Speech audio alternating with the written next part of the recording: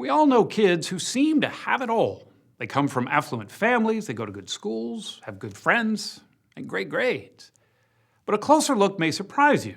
Things aren't as good as they seem, as these students often struggle with the very real pressures of privilege. By most accounts, Mercer Island, Washington, is an ideal place to raise a family. Yeah, it's expensive, but just about anywhere near Seattle is. But there are perks. The public schools, for example, are among the highest achieving in the state. These kids seem to have everything, including near-perfect grades. A quarter of our class has GPAs over 3.9. Over 3.9? 3.9. Mm-hmm. It all sounds pretty good, right? These students are from the class of 2020. Thomas Lee, Zitong Wang, Megan Akakabal, and Joe Gormley. We talked with them in their last semester before heading off to college. And it was that last bit, college, that was first and foremost on their minds. We all tell ourselves that our GPA doesn't define us, but it really does here. The end goal isn't to learn, it's to get a number. It's just so. How much of kind of what you guys have been working towards is about getting into a top school? A lot of it. All of it. All of it. With record low acceptance rates at top colleges, it's pretty well known that students feel pressure to outcompete each other. But what isn't widely known is the toll that pressure can take. How do you see that manifest itself? Physical tears and mental breakdowns from failure, what we consider failure, which is really nowhere near what other people would consider failure, and also the fear of failure. It's not unexpected to see someone crying in the bathroom or coming to the lunch table and sobbing, and then, 5 minutes later, cleaning themselves up and going to class, pretending like it didn't happen. A close friend of mine was struggling very, very badly and almost took his life in front of me. That kind of mental anguish has stayed largely below the research radar. In fact, psychologist Sonia Luther, professor emerita at Columbia University, actually stumbled on those troubles. Back in the 90s, she was studying children struggling in low-income families, and she used as a control group students from more affluent schools, ones we generally think have it all. But they were suffering too. What did you think was the cause? At that point, I wasn't even sure it was a real thing. So what do they all have in common? Unfortunately, what they all have in common is this unrelenting, insidious pressure to achieve and do ever more. Not even succeed, but it's relentless. It's keep succeeding. And the ripple effects of that unrelenting stress can be debilitating. Luther spent more than 2 decades studying the problem. She consistently found that students from affluent schools are suffering from higher rates of substance abuse, depression, and anxiety, as much as 3 times the national norm. Nobody, including myself, could fathom that truly kids who are living lives of privilege in terms of the educational opportunities and homes they live in, neighborhoods and so on, that they really could be doing more poorly than the average American kid. The Robert Wood Johnson Foundation now notes that excessive pressure to excel ranks right up there with poverty, trauma, and discrimination as factors hurting adolescent wellness. To hear that our children that are in high-achieving schools and affluent communities have the same risks is really startling. Liz Evans and John Martin are both parents on Mercer Island. Evans is also a pediatrician. In our office, at least at Mercer Island Pediatrics, we feel like psychiatrists most of the time. What kinds of things do you hear from students? We have kids that cut out of stress.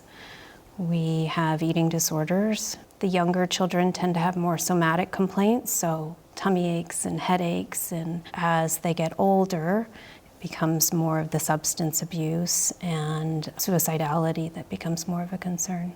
As for Martin, well, he's voiced his concerns enough about the privileged at risk to know what you're probably thinking right about now. So it sounds a little whiny.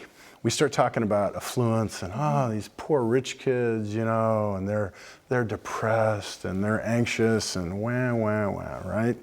Too bad for you, right? You make some good coin. You got resources. What's your problem, buddy? When it's your kid struggling, it becomes real. But many parents, even teachers, aren't aware of just how much stress is hurting, because many teens don't talk about it to anyone. You don't want to show that you're struggling. You don't want to show that waking up in the morning is an accomplishment for you. It's that it kind of strips you down. When you have so much on your plate, but you have to prove you're capable, you can't show any signs of weakness or talk to the counselor and get help. When you're hiding it, it just becomes worse. That lack of openness and communication is what Luther zeroed in on when she was asked to come to Mercer Island to help students cope with that pressure to succeed. Have a conversation. And if your child does tell you, I'm overwhelmed, I'm so anxious, I can't sleep, I'm terrified, that's the time when you pull back. Ask your child. She visited twice, once in 2006 and again in 2019.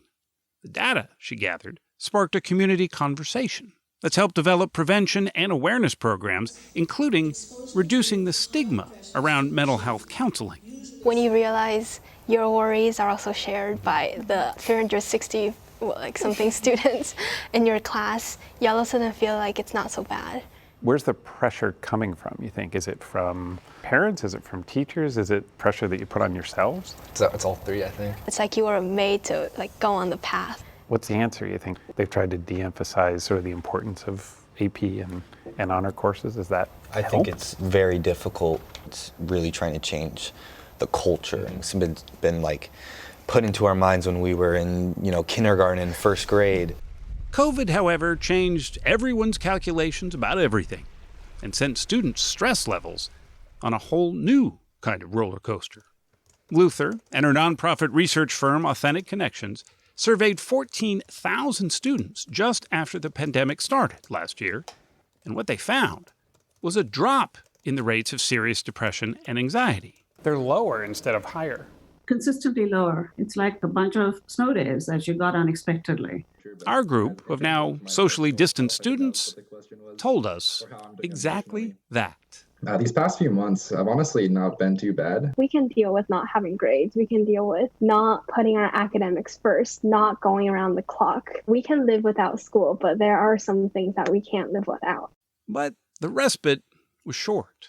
Just a few months later, as schoolwork increased again, Luther found the levels of depression and anxiety shot right back up to pre-pandemic levels or worse. You're already in a transition moment in life, trying to go to college, and all of a sudden there are so many more factors to consider. And it's not just deciding which college, it's deciding how you're going to do college. We do expect a lot of our young people, but Sonia Luther's research has shown that as students head back to school this fall, many of them will be expecting even more of themselves. Now, that's admirable, indeed, as long as achievement isn't the only measure of a young person's worth. I want to emphasize my message is not that kids should be told, don't work hard. Absolutely not, do work hard. There is a point where we value your sanity and your well-being, and we are not willing to let that be compromised.